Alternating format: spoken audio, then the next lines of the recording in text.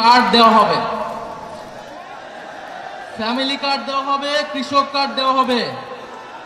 আমরা চাই কার্ড দেওয়া হোক, জনগণ সুবিধা পাক, কিন্তু এই কার্ড জনগণ পর্যন্ত পৌঁছাবে তো?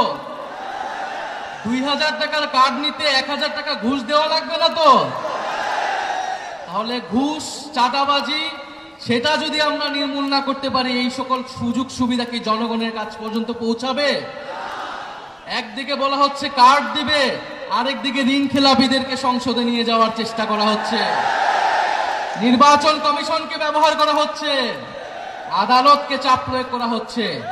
ফলে এ কেমন দ্বিচারিতা? যদি প্রকৃতপক্ষেই জনগণকে সুবিধা দেওয়ার নিয়ত থাকে, তাহলে কেউ ঋণ খেলাপিকে নমিনেশন দিতে পারে না। যারা ঋণ পরিশোধ করে নাই, তারা সংসদে গেলে আপনার মনে হয় তারা ঋণ পরিশোধ করবে? আর এরা আবারও ঋণ নিবে, এরা আবারও টাকা লুট করবে, এরা আবারও টাকা পাচার করবে বিদেশে।